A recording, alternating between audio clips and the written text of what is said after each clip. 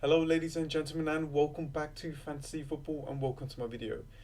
So it's the weekend, so I thought let me create a few videos for you guys to watch throughout the week.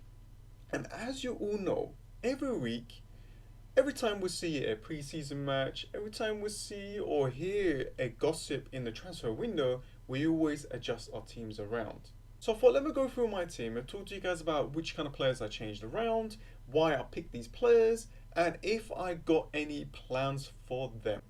Now, before we continue, I just want to say if there's anyone out there that wants to support my channel, support me throughout this whole season, you can do so by clicking this join button here on my channel. It's £4.99. You can cancel anytime if you want. You get a loyalty badge, so you get a lot of different emotes that I'm going to be creating very soon. You also will be entered to a competition, a monthly competition, and I also want to create a league just for you guys, so at the end of it you get a prize. It could be money, it could be a shirt, it could be an item, so it's really dependent on what you would like. So if there's anyone out there that wants to support me and help me out, this is the best way to do it. So this is my latest team. I hope you guys can see it better on the mobile. I zoomed in just a little bit, so let me know in the comments below if you're watching this on the mobile and it looks okay. So yeah, this is my latest team, and I absolutely love it. There is a lot of balance to it. I covered a lot of teams as well, and I actually got a little plan with it as well. So I brought back Ryan. I'm just basically waiting for the Burnley goalkeepers to see which one is more nailed on, if it's Heaton or if it's Pope. And once I find that out, then I can swap Ryan to a Burnley goalkeeper. As you can see, the backline, Alexander-Arnold, Zinchenko, and Lucas Dean. So these defenders hasn't changed. Now, if you asking why you're not going for Robertson, why are you going for Trent? Well, basically, you just have to pick one. So I went with Trent Alexander-Arnold, just because he takes those free kicks and corners. Zinchenko here is 5.5. He played the last preseason game for Manchester City as well. It looks like he is one that is going to be like nailed on for that left back position. Obviously, things could change. To be honest with you, I would rather have Edison instead of him, just in case. And Edison is more better for long term. But for that, I really need like a really good 4.5 defender. So I need to really check and see if I'm gonna go that route and get a Manchester City cover, like a backline cover. I might actually remove Zinchenko and get Edison instead, and just set and forget that goalkeeper. And I think the 4.5 defenders could still do well. I just need to find out which one I would really want. Now, as for my midfielders, the first person that I want to talk to you guys about is Zaha. He hasn't come back to the preseason yet, so I'm still waiting to see what happens with him. He might even miss game week 1. You never know, so we need to be like ready for this kind of stuff. And if that's the case, then I will bring back Sigurdsson. However, he has now been linked to Everton. Obviously, this is a gossip. I'm not 100% sure if this is true, but there's a lot of talks about this in the media. And if he does go to Everton, then I don't need to get Sigurdsson in my team, which is 8 million. He is 7 million, which is more cheaper, and I can still see him do really well in no matter what team he's in. So it's just his price tag of 7 million. It's just too good to not have in our teams. Hopefully he comes back early. He plays a few preseason games. But no matter where he goes, if he goes to Everton, if he goes to Arsenal, I don't think that's unlikely right now. Or even if he just stays at Crystal Palace, I think this is still a great option.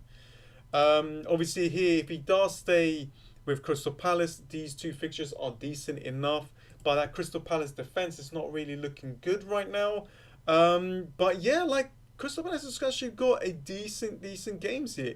Manchester United, Tottenham, okay, difficult. But then after that, Wolves and Norwich at home are not too bad. Obviously at home, Crystal Palace not really the best, but a player like him that is 7 million, I think it's a good it's a good value. So I really want this player in my team, no matter where he goes. I just hope that he doesn't miss game week 1. So I need to really like watch out for that. Now I still have Salah. Salah hasn't even come back yet, but I'm pretty sure for these guys it's not a problem to get straight to the team. Sterling has been performing really well in the preseason. De Bruyne as well, which is 9.5. I mean, I could do that. I could go for in the midfield and just remove Fraser here and upgrade Zaha to Kevin De Bruyne and just go for it. I could do that. That is not a problem at all. But first, I want to just see what happens with the other teams. Now, Madison. I had Perez here, which was 6.5, but I think with Perez, we just need to wait and see. I think he's still, he's new to the team, right? He still needs to find his way in, and he needs to get a really good partnership with Vardy. But with Madison, I don't think you can go wrong with Madison. The guy takes free kicks, corners. I mean, what else do you want? He's actually a really good player as well.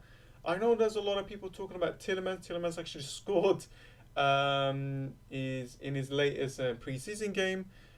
But I still feel like Madison can provide a lot of points throughout the whole season. And 7 million price tag is actually really good. I could go for Vardy. I actually got a team with Vardy, Wilson, Delefeu up front, going with a 4-3-3. That looked really good as well. But I do want a Leicester cover. I think they can do well. In the first 4 game weeks, I mean they got Wolves, they got is that Sheffield United and Bournemouth. So that's not too bad. Now, as for my fifth midfielder, this is where the creativity can begin. I can try something different, or I can adapt to any kind of situation that I want nearer to the deadline. Now, let me give you some examples. I can keep 2 Bournemouth players. I can hold Fraser for these two, Sheffield United and Aston Villa away. These are really good fixtures. Now, I'm not saying that they will beat them, but I'm pretty sure they will score against them. So I could do that and then transfer him out when I hold it in my transfer. So I have like 2 free transfers in game week 3. I can swap players around. I can maybe go for a West Ham player, maybe Antonio or Felipe Anderson. This is just an example. Or maybe I could go and get David Silva if I feel like he is actually performing really well, which is 7.5 as well. So I can do a lot of changes with this. Or I could adapt my team and just be like, you know what? Okay, let's do what a lot of people are thinking about is going 4 at the back. It's actually a really good option. I looked at that and I'm keeping seeing myself going 4 at the back. So, I can bring a 4.5 player and I can remove like a player like Gibson and go and get myself a Robertson here. I could go and get a 4.5 and upgrade maybe my goalkeeper to Edison if I wanted to get that solid goalkeeper who is not risk of being substituted or being on the bench. There's a lot of possibilities here. Let me just show you how my team could look like as well. I can go for Robertson. Let me just save that. So I could go back to this formation of 4-4-2. And, having that double Liverpool defense is actually really, really good. Even though they are 7 million each, I can see them doing well. There's not much of like changes in that team. If it was a team that needed time to kind of develop, then of course, we won't go for them. So yeah, there's a lot of opportunities, a lot of different things I can do. Sigurdsson is still on my list of players that I want, but it all depends on what happens to Zaha. Wan-Bissaka as well is on this list, just to show you guys that I am really, really interested in this guy as well. He performed really well in that Crystal Palace team, and I feel like he can still continue doing well for Manchester United. In the preseason, I saw him a lot more forward, going and crossing the ball a lot. He got one of the assists in one of those preseason games for Manchester United, so things to watch out for. And as you can see, the substitutes are pretty much the same. I got this new Sheffield United player here, John, who is a 4 million player, but he actually plays in midfield, but in this game he's a defender. So I saw him play in his last preseason game for Sheffield United. So watch out for this guy. Um, he could be a good option for us. So if he does play in the midfielder position, in real life, and he's a defender here, it's just more opportunities for him to get like an assist or a goal because it's more further up forward. So definitely watch out, guys, for him. Greenwood here, Gibson. I'm not saying that Greenwood will play every single game, but there's a possibility. So yeah, 4.5 for Manchester United is actually not too bad.